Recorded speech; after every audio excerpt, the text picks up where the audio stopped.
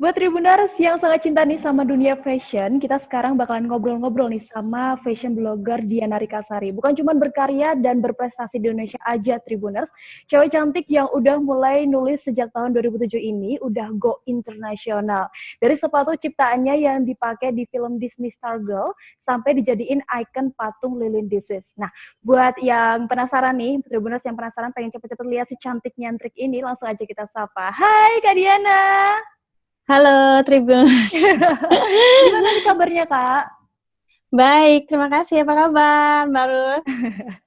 Nah, jadi Kak Diana ini tuh seorang womanpreneur ya, yang udah sukses dan mendunia juga. Boleh dong Kak diceritain gimana sih perjalanan karir Kakak dari nol banget sampai sekarang sehebat ini?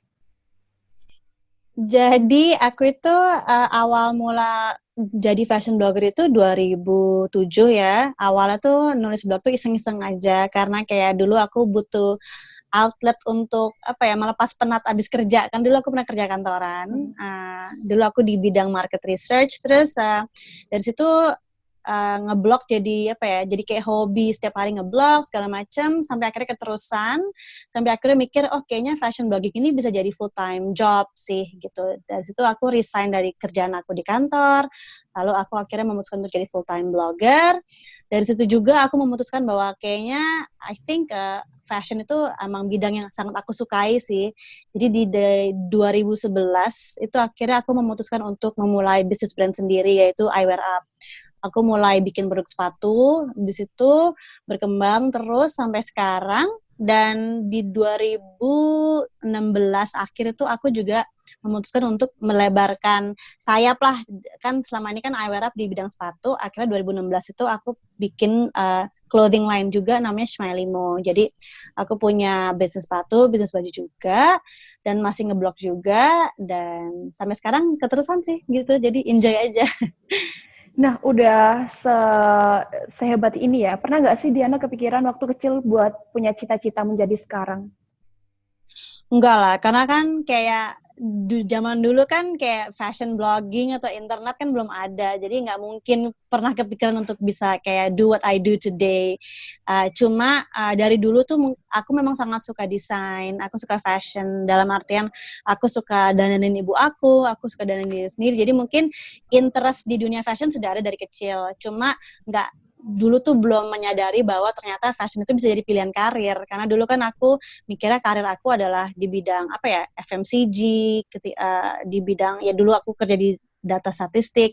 Aku kira karir tuh yang kayak gitu, dan ternyata di era sekarang di 2000 something internet is available dan ternyata pilihan karir makin banyak, ya akhirnya terjun deh ke dunia fashion blogging ini dan fashion entrepreneurship juga. Terus kenapa sih kakak memilih konsisten untuk dengan jati diri yang sekarang ya, dengan ciri khas warna-warni dan juga playful? Kalau kenapa sih? Karena mungkin kayak ini adalah hal yang aku sukai aja sih. I believe that kalau kita mau jadi orang yang apa ya, yang mateng gitu, kita harus konsisten dengan jati diri kita. Like kita jangan kebawa arus tren, jangan ikut-ikutan orang. Jadi buat aku ini adalah hal yang aku suka. Aku sangat suka warna-warni, aku suka fashion yang nyantrik.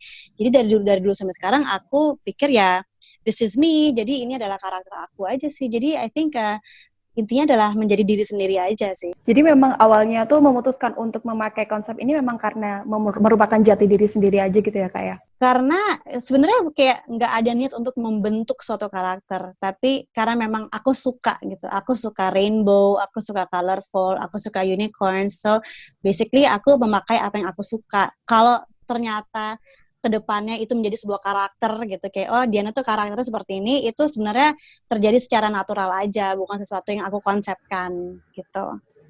Oke, ngomongin tentang karyanya Kak Diana nih, brand Hot Chocolate and Mint, jadi salah satu fashion blog yang menjadi trend driver dunia fashion blogging di Indonesia ya. Ya nggak sih Kak, pernah jadi sorotan kayak gitu? Dan ceritain dong gimana blognya tuh nge-sharing tentang apa aja? Ketika mulai itu kan aku mulai tahun 2007 ya, jadi dunia blogging itu masih sedikit lah pemainnya gitu, penulisnya. Jadi dulu tuh kita nggak punya referensi blog yang baik itu seperti apa. Kayak semua orang masih nyoba-nyoba juga. Jadi pada akhirnya kayaknya di era itu semua orang nulis apa yang mereka tahu dan suka aja. Dan kebetulan aku sangat suka fashion, jadi aku paling dulu tuh suka nulis kayak fashion tips, fashion shopping recommendation, terus aku juga suka upload baju yang aku pakai hari ini atau baju yang aku baru beli. Jadi di situ aku lebih sharing tentang fashion sih, fashion style aku, fashion style yang aku lagi suka. Tapi juga aku suka nyelipin juga personal stories aku, kayak hari ini aku ngapain, hari ini aku lagi kepikiran hal apa. Terus aku suka bahas kayak current affairs apa yang lagi terjadi di dunia. Jadi ada balance lah antara penulisan tentang personal life dan juga tentang fashion. Jadi ya sampai sekarang emang begitu sih. Aku suka mix antara nulis atau bikin konten tentang life, tapi juga tentang fashion juga gitu. Lalu untuk memulai fashion brand kreasinya sendiri nih Kak Diana, yang namanya Up dan juga Smileymo ya? Smileymo, ya. Smileymo. Itu ceritain dong Kak, itu jualan apa aja dan cara marketingnya dari kakak sendiri itu gimana? Waktu iWear Up itu kan dimulai tahun 2011. Jadi dan itu aku bikin iWear Up itu dari modal sendiri ya. Jadi kayak aku pakai tabungan aku dari kerja kantoran. Ketika aku resign aku menggunakan semuanya untuk modal, dan waktu itu fokusnya produk sepatu aja, karena kan aku mikir kalau kita baru bikin brand lebih bagus fokus di satu produk, di satu kategori. Jadi aku pilih kategori sepatu karena kebetulan dari semua produk fashion aku paling suka produk sepatu. Nah, di tahun itu kan belum ada Instagram bahkan, jadi kita dulu gerilyanya di Twitter.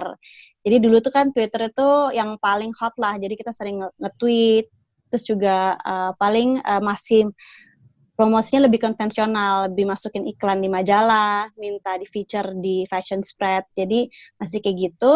Cuma emang intinya walaupun sekarang kan evolving dari Twitter ke Instagram, dari dulu sih aku mengandalkan promosi lewat internet sih yang lebih kenceng, karena promosi lewat internet itu menurut aku yang paling efektif sih dan paling efisien juga karena murah dari costing. Karena kan kalau untuk brand lokal kecil kan kita mungkin belum punya uang untuk masang iklan di radio, masang iklan di TV, jadi kayak semuanya basisnya marketingnya lebih internet aja, word of mouth juga, sering bagi-bagi sepatu ke teman-teman dan juga ke artis, jadi ada word of mouth-nya nyebar sendiri kayak gitu. Dan Smileymo itu kita fokusnya produk ke baju, itu aku mulainya di 2016 gitu. Tapi strategi marketingnya juga mirip sih, semuanya internet based.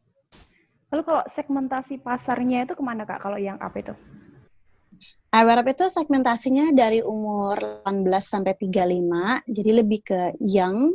Terus juga untuk mereka yang suka, sama sih, yang cari barang-barang yang unik, yang colorful, yang bold, yang fun, karena spirit iWear Up itu spiritnya happy gitu. Lalu untuk program yang bernama Level Up Scholarship program nih, itu adalah salah satu marketing atau kolaborasi sih Kak, dan itu tujuannya apa tuh? Itu bukan bentuk marketing sama sekali, itu lebih bentuk CSR, bentuk kita bertanggung jawab kepada society sebagai bisnis. Jadi apa yang dimaksud dengan si Level Up Scholarship Program itu adalah dengan setiap sepatu yang terjual di kami itu mengalokasikan Rp5.000. Dan dana itu kan setiap bulannya terkumpul berdasarkan salesnya. Nanti dana itu kita pakai untuk membiayai anak-anak sekolah. Nah, dulu itu kita kerjasama sama Gen Ota, dan juga ada beberapa anak yang apply sendiri, kayak mereka butuh bantuan dana. Jadi ya dari dulu sih kita emang udah cukup membantu banyak siswa untuk sekolah sih, kayak mungkin lebih dari 300 anak yang kita biayain sekolahnya dari uang itu. Nah, jadi Tribuners Brand Up ini juga berhasil membawa Diana Rikasari memenangkan beberapa penghargaan. Jadi termasuk International Young Creative Entrepreneur 2012 dari British Council ya Kak ya, benar ya? Iya. Lalu juga ada 50 UKM Go Online. Itu gimana sih Kak perasaannya Kak Diana? Aku pengen tahu dong arti penghargaan dari Kak Diana sendiri itu gimana? Yang pasti senang banget karena waktu dapat penghargaan itu kan kandidat untuk menerima awardnya juga teman-teman entrepreneur yang menurut aku jauh lebih hebat daripada aku sebenarnya, dan aku look up to them. Jadi ketika aku dapat itu ya aku seneng banget, dan itu jadi motivasi sih.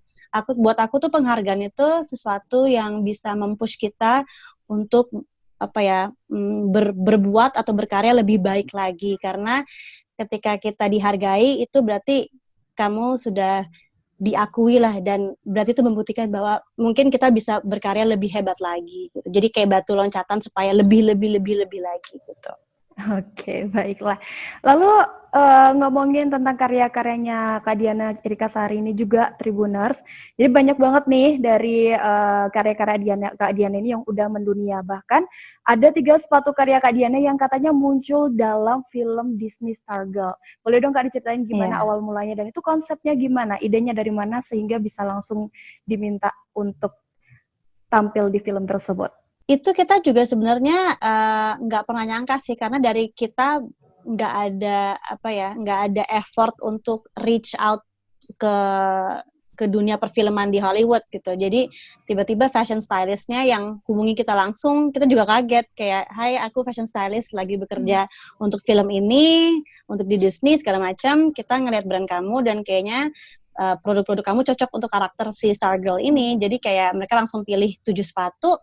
Kita langsung kirim, dan ternyata dari 7 sepatu itu yang dipakai ada 3 pasang. Jadi sebenarnya sesimpel itu aja sih, kita nggak pernah kayak berusaha untuk kayak ngirim-ngirimin portfolio ke mereka, tapi mereka ternyata yang ngeliat kita sendiri gitu. Jadi kayak itu bener-bener kesempatan yang luar biasa sih buat aku, karena kayak nggak pernah nyangka ternyata bahkan fashion stylist di Amerika bisa notice kita dan barang kita ternyata layak masuk film di Disney gitu.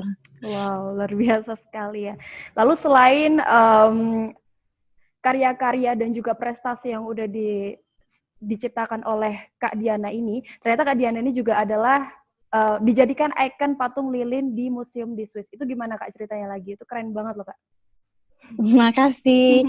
Jadi itu ceritanya juga mereka tiba-tiba reach out ke aku sendiri sih. Jadi ada museum namanya intinya Museum Sejarah dan Etnologi di Switzerland di kota St. Gallen, dan mereka lagi punya rencana untuk membuat kayak exhibition baru di area yang baru, dan exhibition itu tentang kontinen Asia. Dari Asia itu ada beberapa pilar, salah satu pilarnya adalah pilar fashion. Jadi mereka di situ nampilin kayak perkembangan fashion di Asia dari dulu kayak apa sampai sekarang, dari Jepang, Cina, Indonesia segala macam, ada kimono, ada baju apa segala macam. Dan kebetulan mereka mikir untuk yang zaman sekarang mereka pengennya bikin lebih fun, di mana mereka bikin patung gitu. Jadi nggak cuma sekedar foto atau gambar. Jadi ya udah akhirnya mereka mikir mereka cuma pengen bikin satu patung yang merepresentasikan fashion di Asia tuh kayak apa. Jadi mereka katanya scrolling lah, browsing di website, blog, Instagram, nyari orang yang pas karakternya sama yang mereka cari. Dan kebetulan mereka lagi nyari orang yang karakter fashionnya fun dan playful dan colorful. Dan ketemulah aku. Terus mereka lihat kebetulan aku juga tinggal di Switzerland, jadi cocok semuanya pas. Jadi mereka langsung hubungi aku, mereka email aku. Mereka nawarin, mau nggak kalau kamu kita bikinin patung untuk di museum gitu. Aku kayak, ya iyalah mau banget, siapa yang nggak mau gitu kan. Jadi sesimpel itu aja sih. Jadi mereka langsung manggil aku datang, mereka langsung ngukur badan dan segala macam, diukur lah dimensi seluruhnya. Terus setelah 3 bulan patungnya jadi sih, terus langsung di display aja. Jadi kayak, terima kasih loh. Itu desainnya dari Kak Diana sendiri atau mereka yang membuat? Karena itu kan kayaknya kalau di patungnya agak lebih anggun ya, tidak playful seperti memperlihatkan bagaimana Kak Diana yang sebenarnya. Nah itu sebenarnya baju yang mereka pilih itu baju yang salah satu look aku di Instagram. Jadi mereka browsing beberapa foto-foto OOTD aku di Instagram, terus mereka milih kayak 3 outfit yang mereka paling suka, terus mereka minta tolong aku bawa semuanya, terus setelah dicobain di patung, ditaruh di museumnya, ternyata menurut mereka outfit itu yang paling cocok lah sama suasana di museum itu. Jadi ya udah akhirnya outfit itu dari head to toe, dari topinya, kacamata, semuanya sampai tas, sampai kaos kaki, sampai sepatu dibeli sama mereka. Jadi itu jadi archive, jadi barang koleksinya museum. Jadi kayak patung itu benar-benar pakai baju aku, bukannya kayak kita beli lagi, tapi itu benar-benar baju aku yang dibeli gitu. Oke, baik. Lalu itu butuh waktu berapa lama Kak untuk dari kakak yang dimintai izin sampai jadi itu kira-kira ada selang berapa lama itu? Itu 3 bulan sih kita mulai, 3 bulan atau 3 bulanan lebih lah gitu. Kalau nggak salah 3 bulan deh gitu, untuk bikinnya patung itu. Oke, baik. Jadi guys, selain aktif jadi fashion designer dan juga berbisnis nih, Kak Diana Rikasari ini juga menulis buku 88 Love Life. Itu buku soal apa sih, Kak? Itu buku soal self-improvement, jadi isinya itu bukunya quotes-quotes pendek tentang kehidupan, tentang percintaan, tapi most importantly tentang self-improvement, maksudnya tentang bagaimana cara mencintai diri sendiri, gitu, gimana caranya bisa merasa bahagia, kayak gitu sih. Jadi untuk 88 Love Life itu sekarang udah jadi seri, karena kita punya 4 buku di bawah judul 88 Love Life, udah ada 4 volume. Jadi masing-masing volume fokusnya beda, jadi volume 1 quotes-nya lebih tentang dreams, tentang mimpi-mimpi, yang kedua tentang passion, yang ketiga tentang priorities, yang keempat tentang self-acceptance. Nah, Gitu. jadi selain tadi tentang percintaan ya Kak ya, Kak Diana ini juga katanya bikin buku dongeng buat anak-anak, judulnya My Rainbow Days, benar ya Kak ya? Yes, Nah itu betul. gimana sih Kak kepikiran kok bisa bikin buku anak-anak? Itu juga Ada idenya ceritanya? spontan karena aku nggak pernah kepikiran sih sebenarnya bikin buku untuk anak-anak. Cuma waktu itu tahun berapa ya? Mungkin 2018 ada penerbit yang approach aku. Mereka nanya, kamu tertarik nggak bikin buku anak-anak? Soalnya kita lagi pengen ngembangin kategori buku anak-anak nih di Indonesia. Terus aku bilang, oh enggak lah, aku kayaknya nggak belum ada niat ke situ. Cuma setelah ditawari itu aku jadi kepikiran sih kayak sebenarnya lucu juga kali ya kalau bikin buku anak-anak, dan aku pikir lucu juga kali kalau aku bikin buku anak-anak di mana karakternya itu anak-anak aku sendiri, karena itu kayak hadiah untuk mereka lah. Kalau mereka udah gede nanti mereka ngeliat kayak mereka pasti senang banget pernah punya buku, ibunya pernah bikinin buku karakternya mereka. Jadi aku pikir ya udahlah ini kayak tribute untuk anak-anak aku. Aku bikin 3 seri, karakternya anak-anak aku, Syamir dan Daria. Isinya tapi tetap sama, isinya tentang self-improvement, bukan self-improvement, tentang mencintai diri sendiri, tentang cara baik sama orang. Intinya kayak buku-buku aku tuh semua temanya tentang mindfulness, how to be present, how to appreciate yourself, kayak gitu. Terus dari beberapa buku yang udah ditulis sama kakak nih, apa yang kira-kira paling berkesan dan mengapa? Oh, kayaknya semuanya pastinya berkesan ya, karena semuanya bikinnya dari hati gitu. Cuma mungkin kalau ditanya yang paling berkesan pasti buku pertama, karena 88 Love Life volume 1 itu tentunya yang membuka jalan aku di dunia perbukuan Indonesia, karena kan sebenarnya aku nggak pernah kepikiran untuk jadi penulis, untuk bikin buku di hidup aku. Cuma kayak buku pertama itu adalah ide spontan yang ternyata disambut positif sama penerbit dan disambut sangat positif oleh pembaca di Indonesia. Jadi aku kaget ketika ternyata ide iseng-iseng aku itu dapat respon yang segitu baiknya. Jadi kayak itu berkesan banget sih, kayak terima kasih loh karena ini aku jadi kayak pede untuk menulis lebih lagi gitu. Lalu selama menjalani profesi kakak yang sekarang nih, pasti pernah dong untuk ngalami jatuh bangun. Nah ceritain dong kak, gimana? Pernah ngerasa terpuruk, terus sulit untuk bangun lagi? Gimana caranya ngatasin semua itu? Kalau dari aku selalu punya mindset bahwa di kehidupan, di dunia perbisnisan, di dunia kerja, itu pasti akan ada masa di mana kita terpuruk. Jadi itu adalah hal yang kita nggak bisa hindari, karena kan aku percaya kayak hidup itu kayak roda gitu, kadang di atas, kadang di bawah. Jadi kalau aku lagi di atas gitu ya, aku selalu udah antisipasi gitu, kayak ini gue bisa jatuh loh gitu. Jadi kayak udah mengantisipasi bahwa aku mungkin jatuh, mungkin rugi, mungkin mengalami sesuatu yang nggak enak. Nah, ketika aku mengalami itu, aku jadi kayak, nah ini kan bener kan kejadian gitu. Jadi intinya sih, aku selalu percaya bahwa kayak semuanya itu nggak mungkin mulus-mulus aja, pasti adalah di mana kita jatuh terpuruk, dan di saat kita lagi di bawah itu ya sekarang saatnya kita muter roda lagi supaya kita di atas aja sih. Jadi aku bukan tipe orang yang mau berlama-lama di bawah gitu, kayak nggak mau terlalu lama sedih atau apa. Jadi kayak oke, gue lagi di bawah nih, sekarang gimana caranya lagi supaya gue naik lagi. Jadi emang dari situ karena kita udah punya mindset bahwa roda itu terus berputar ya, kalau kita lagi jatuh ya langsung semangat lagi kayak oke, gue harus naik lagi kayak gitu sih. Lalu Kak, ngomongin tentang fashion ya, kan banyak banget nih cewek-cewek yang ngerasa mungkin pengen banget untuk memperlihatkan jati dirinya melalui fashion seperti yang Kakak lakukan sekarang ini ya. Gimana sih Kak caranya bisa menyamakan fashion dengan karakter pribadi tanpa takut nantinya bakal fail dan juga justru jatuhnya ke norak? Yang pasti sih kita harus mengenal dulu diri sendiri. Kayak sebenarnya kita tuh sukanya apa sih? Mungkin bisa dimulai dengan pemilihan warna. Kayak aku tuh percaya bahwa semua orang tuh kayak punya soulmate warna gitu. Kayak buat aku pink itu soulmate aku. Kayak entah kenapa aku kalau pakai warna pink aku ngerasa paling happy, paling pede, paling cantik lah intinya gitu. Dan kayaknya itu paling penting banget untuk semua orang tahu warna mereka tuh apa. Mau itu hitam, putih, kuning, biru, it doesn't matter. Karena yang penting warna itu tuh kayak blending sama jiwa kita gitu. Dari situ bisa explore lah berbagai gaya. Kayak kita jujur aja, kayak kalau kita lagi browsing Instagram atau buka majalah, gaya apa sih yang sebenarnya kita paling suka? Apakah gaya yang minimalis, apakah gaya yang a bit maskulin, apakah gaya yang nyentrik, apakah gaya yang kayak ala K-pop, whatever that is, ya udah dicoba aja dan dipakai aja.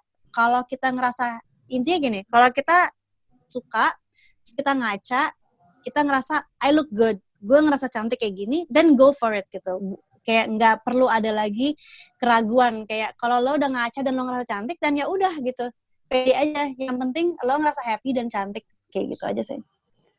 Oke, baik. Itu tadi tips-tips dari Kak Diana untuk bisa kita ngerasa pede ya guys ya sama fashion yang menunjukkan bahwa kita itu adalah diri kita. Nah, Kak Diana, aku boleh dong minta pesen buat Tribuners semua ya. Hal yang ingin disampaikan pada Tribuners terkait dengan pengalaman yang udah kita obrolin tadi. Mungkin apa tips ya? Iya. Tipsnya adalah tips penutup kali ya nih. Kalau kita mau pede menjadi diri sendiri ya, mau pede melakukan hal apapun, pede mau memakai baju apapun, kuncinya paling penting satu itu kita menjadi orang yang baik.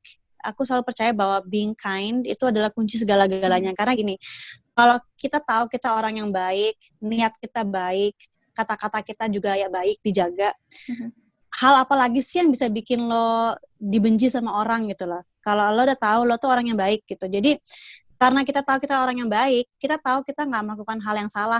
Apalagi yang perlu dimaluin, apalagi yang perlu ditakutin. Kalau aku selalu kayak gitu. Jadi kayak mau gue pakai baju apapun, itu nggak masalah karena gue orang yang baik.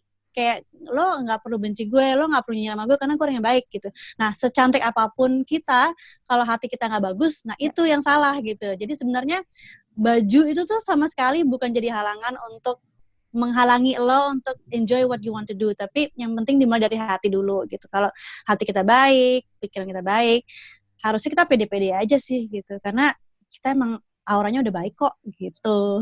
Oke, baik. Berarti emang harus ciptakan dari diri sendiri dulu ya Kak ya, dari hati dulu yang harus baik begitu ya Kak ya. Yes. Oke, baik. Nih buat Tribuners yang penasaran boleh dong dikasih tahu apa aja sih media sosial Kakak dari Twitter, Facebook, Instagram dan yang lain-lain. Twitter @dianarikasari, Instagram juga @dianarikasari. Oke, baik. Terima kasih Kak Diana untuk waktunya. Terima kasih. Thank you so much. Semoga selalu sukses dan sehat selalu ya Kak Amin. ya. Amin. Yes, thank you. Bye. Terima kasih sudah nonton. Jangan lupa like, subscribe, dan share ya.